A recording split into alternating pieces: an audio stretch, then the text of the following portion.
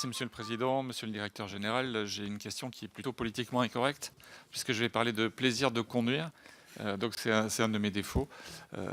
J'aime conduire, je suis même pilote moto et essentiellement sur circuit, ce qui est moins dangereux. Alors je soigne cette addiction. Je la soigne déjà depuis que je suis député parce que j'ai pas encore eu l'occasion depuis de remonter sur ma moto. Je la soigne également puisque j'ai acheté un véhicule électrique où je découvre d'autres plaisirs qui ne sont pas obligatoirement le même. J'ai suivi néanmoins avec gourmandise la renaissance de l'A110, de cette berlinette. Et cette gourmandise, elle arrive aujourd'hui. C'est vrai que si j'avais 50 000 € devant moi, j'en achèterais une, ce qui n'est pas le cas, enfin pour aujourd'hui. Donc c'est pas un appel. Ceci étant, cette renaissance de cette marque alpine, est-ce que c'est juste un feu d'artifice ou y a-t-il une véritable stratégie derrière? Stratégie soit dans l'eau de gamme, soit dans une marque premium. Merci beaucoup. Merci, Béné. Alors, il y avait une question sur Alpine. Alpine, c'est d'abord une voiture. Nous avons commencé par une voiture dans l'espoir de développer une marque.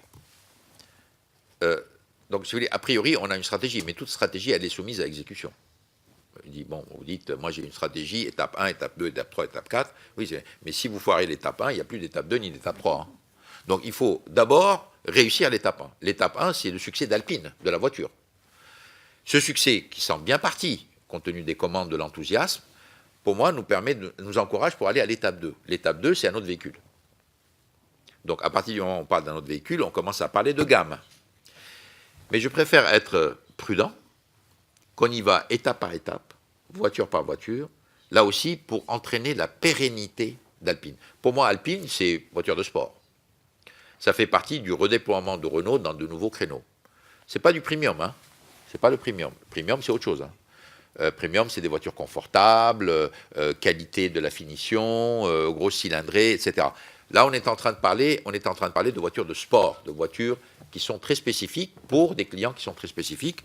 Et ça, c'est bien parti. Et moi, je peux vous dire qu'il n'y a aucune raison que nous ne continuions pas, mais toujours soumis à l'exigence de performance. De façon à ce qu'on ne soit pas dans une stratégie vaseuse qui, au bout de 2 ou 3 ans, entraîne, bon, ça y est, on arrête parce qu'on perd de l'argent, parce que ça ne fait pas de sens en matière de business. On y va par étapes, parce que c'est un marché qui est très compétitif, mais nous avons aussi un produit très compétitif et unique.